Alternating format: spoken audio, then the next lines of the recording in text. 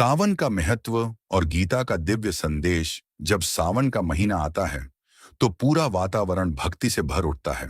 चारों ओर हरियाली छा जाती है, मंदिरों में घंटियों की ध्वनि गूंजने लगती है और भक्त हर हर महादेव के जयकारों के साथ भगवान शिव की आराधना करते हैं।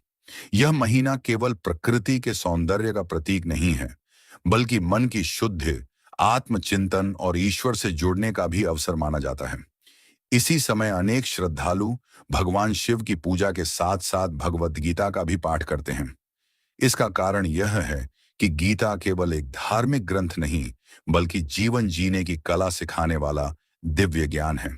इसमें भगवान श्री कृष्ण ने अर्जुन को जो उपदेश दिए, वे आज भी हर व्यक्ति के जीवन में मार्गदर्शन देते हैं। सावन हमें भक्ति का मार्ग दिखाता है और गीता हमें सही कर्म का। जब भक्ति और कर्म का यह सुंदर संगम होता है तो व्यक्ति का जीवन अधिक संतुलित, शांत और उद्देश्यपूर्ण बन सकता है। गीता हमें सिखाती है कि कठिन परिस्थितियों में भी धैर्य नहीं छोड़ना चाहिए। भगवान श्री कृष्ण कहते हैं कि मनुष्य का अधिकार केवल कर्म करने पर है, फल पर नहीं। यह शिक्षा आज भी उतनी ही प्रासंगिक है जितनी महाभारत के समय थी। सावन का महीना आत्मनिरीक्षण का भी समय माना जाता है। इस दौरान यदि कोई व्यक्ति नियमित रूप से गीता का अध्ययन करता है तो उसे अपने विचारों, व्यवहार और जीवन के उद्देश्य पर गहराई से सोचने का अवसर मिल सकता है। भगवान शिव और श्री कृष्ण का आध्यात्मिक संबंध। हिंदू धर्म में भगवान शिव और भगवान श्री कृष्ण दोनों ही अत्यंत पूजनीय हैं। अलग अलग परंपराओं में उन्हें अलग रूपों में पूजा जाता है, लेकिन अनेक ग्रंथों और कथाओं में उनके बीच गहरे आध्यात्मिक सम्मान का वर्णन मिलता है। पुराणों में कई प्रसंग ऐसे हैं जहां भगवान श्री कृष्ण ने भगवान शिव की आराधना की। इसी प्रकार शिव को भी विष्णु और उनके अवतारों के प्रति आदर व्यक्त करते हुए वर्णित किया गया है। इससे यह संदेश मिलता है कि ईश्वर के विभिन्न स्वरूपों में विरोध नहीं, बल्कि एकता और परस्पर सम्मान का भाव है। इसलिए कई श्रद्धालु मानते हैं कि सावन में शिव भक्ति के साथ गीता का अध्ययन करने से भक्ति और ज्ञान दोनों का संतुलन विकसित होता है। यह मान्यता परंपराओं में लोकप्रिय है, यद्यपि इसका सीधा निर्देश भगवत गीता में नहीं मिलता। भगवान शिव वैराग्य, ध्यान और आंतरिक शांति के प्रतीक माने जाते हैं। दूसरी ओर भगवान श्री कृष्ण कर्मयोग, प्रेम, नीति और जीवन कौशल के प्रतीक हैं। जब साधक इन दोनों आदर्शों को अपने जीवन में अपनाने का प्रयास करता है तो वह बाहरी जिम्मेदारियों और आंतरिक शांति के बीच संतुलन स्थापित कर सकता है। यही कारण है कि अनेक संत कहते हैं, भक्ति केवल पूजा तक सीमित न रहे, बल्कि व्यवहार में भी दिखाई दे। गीता इसी व्यवहारिक आध्यात्मिकता की शिक्षा देती है। सावन में गीता पाठ क्यों विशेष माना जाता है?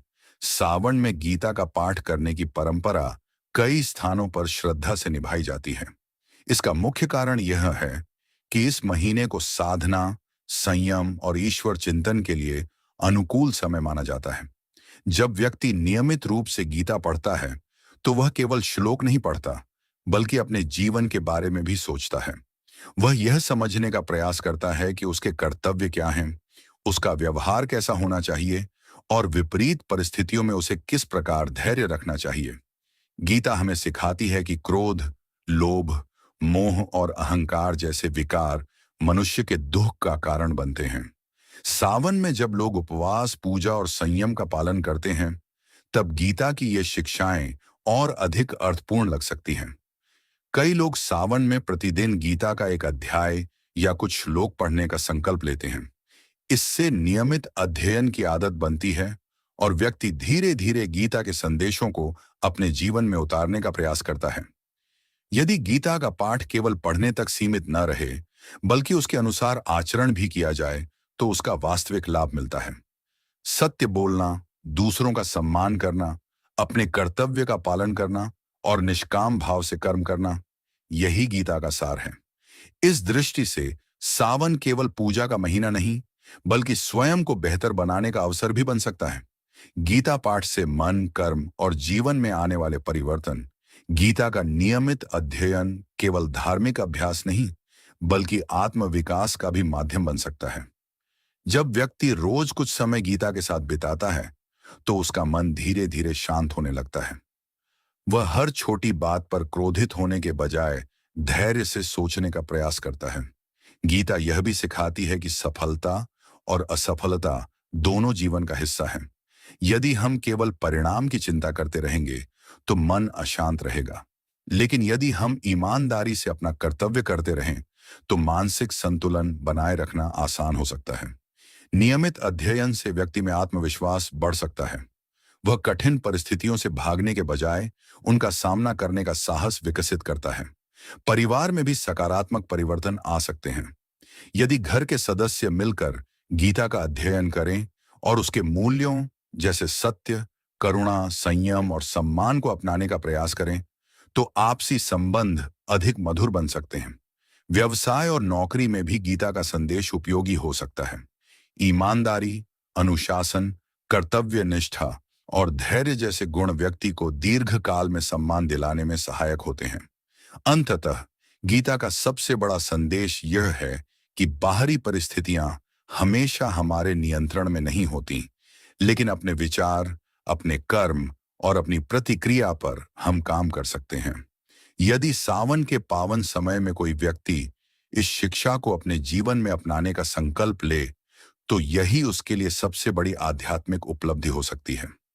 यही कारण है कि अनेक श्रद्धालु सावन में गीता के पाठ को केवल एक धार्मिक अनुष्ठान नहीं, बल्कि आत्मचिंतन, सदाचार और आध्यात्मिक उन्नति का माध्यम मानते हैं। गीता के कौन से श्लोक सावन में पढ़ने चाहिए? महत्वपूर्ण सूचना। भगवत गीता में ऐसा कोई निर्देश नहीं है कि सावन मास में केवल कुछ विशेष श्लोक ही पढ़ने चाहिए। नीचे दिए गए श्लोक ऐसे हैं जिन्हें अनेक श्रद्धालु उनके आध्यात्मिक संदेश के कारण नियमित रूप से पढ़ते हैं। सावन का महीना भक्ति, संयम और आत्मचिंतन का समय माना जाता है। ऐसे समय में गीता के वे श्लोक विशेष प्रेरणा देते हैं जो मन को स्थिर, कर्म को शुद्ध और ईश्वर के प्रति समर्पण का भाव जगाते हैं। 1. कर्म योग का श्लोक, अध्याय 2, श्लोक 47। कर्मण्येवाधिकारस्ते मां फलेषु कदाचन। यह श्लोक सिखाता है कि मनुष्य का अधिकार केवल कर्म करने पर है, फल पर नहीं। सावन में जब व्यक्ति व्रत, पूजा और साधना करता है, तब यह शिक्षा उसे निस्वार्थ भाव से कर्म करने की प्रेरणा देती है। 2. मन को वश में करने का संदेश, अध्याय 6।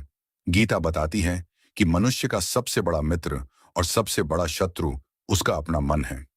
यदि मन संयमित हो जाए तो जीवन में शांति आती है। सावन में ध्यान और जप के साथ इस शिक्षा का विशेष महत्व समझा जा सकता है। 3. भक्ति का संदेश, अध्याय 9, श्लोक 26। पत्रम पुष्पम फलम तोयम। भगवान श्री कृष्ण कहते हैं कि जो भक्त प्रेम पूर्वक पत्र, पुष्प, फल या जल भी अर्पित करता है, मैं उसे स्वीकार करता हूं। इससे यह संदेश मिलता है कि ईश्वर को बाहरी वैभव नहीं, बल्कि सच्ची श्रद्धा प्रिय है। 4. पूर्ण समर्पण का संदेश, अध्याय 18, श्लोक 66। सर्वधर्मान परित्यज्य मामेकम शरणम व्रज। ये गीता के सबसे प्रसिद्ध श्लोकों में से एक है। इसका भाव है कि ईश्वर पर विश्वास रखकर धर्ममय जीवन जियो और उनके मार्गदर्शन को स्वीकार करो। यदि कोई व्यक्ति सावन में प्रतिदिन एक अध्याय या कुछ श्लोक पढ़कर उनके अर्थ पर विचार करे और उन्हें व्यवहार में उतारने का प्रयास करे, तो यही गीता पाठ का वास्तविक उद्देश्य है। एक छोटे से गांव में मोहन नाम का एक युवक रहता था। वह भगवान शिव का बहुत बड़ा भक्त था। हर सावन में वह सोमवार का व्रत रखता, शिवलिंग पर जल चढ़ाता और पूरे मन से ओम नमः शिवाय का जाप करता था। लेकिन एक बात उसे हमेशा परेशान करती थी। वह जल्दी क्रोधित हो जाता था, छोटी छोटी बातों पर निराश हो जाता था, और जब उसके काम पूरे नहीं होते थे तो वह ईश्वर से भी शिकायत करने लगता था। एक दिन गांव में एक संत आए। मोहन ने उनसे पूछा, मैं वर्षों से शिवजी की पूजा कर रहा हूं, फिर भी मेरे मन को शांति क्यों नहीं मिलती? संत मुस्कुराए और बोले, क्या तुमने कभी भगवत गीता पढ़ी है? मोहन ने उत्तर दिया, नहीं, मैं केवल पूजा करता हूं। संत ने कहा, पूजा हृदय को ईश्वर से जोड़ती है, लेकिन गीता जीवन जीने की दिशा दिखाती है। यदि भक्ति के साथ सही ज्ञान भी हो तो साधना और भी सार्थक बनती है। संत ने उसे प्रतिदिन गीता का एक अध्याय पढ़ने की सलाह दी। शुरुआत में मोहन केवल श्लोक पढ़ता था, लेकिन धीरे धीरे उनके अर्थ समझने लगा। जब उसने कर्मण्येवाधिकारस्ते का संदेश समझा, तो उसने परिणाम की चिंता कम करके अपने कर्तव्य पर ध्यान देना शुरू किया। उद्धरेदात्मनात्मानम पढ़कर उसने अपनी कमजोरियों पर काम करना शुरू किया। अद्वेष्टा सर्वभूतानाम से उसने लोगों के प्रति अपने व्यवहार को बदलना शुरू किया। कुछ महीनों बाद उसके परिवार ने देखा कि मोहन पहले की तुलना में अधिक शांत, धैर्यवान और प्रसन्न रहने लगा है। उसकी पूजा की विधि पहले जैसी ही थी, लेकिन उसका दृष्टिकोण बदल चुका था। एक दिन वह फिर उसी संत से मिला और बोला, अब समझ में आया कि केवल पूजा ही नहीं, बल्कि गीता के अनुसार जीवन जीना भी आवश्यक है। संत ने कहा, यही गीता का वास्तविक चमत्कार है। ये बाहर की दुनिया बदलने का वादा नहीं करती, बल्कि पहले मनुष्य के भीतर परिवर्तन लाने की प्रेरणा देती है।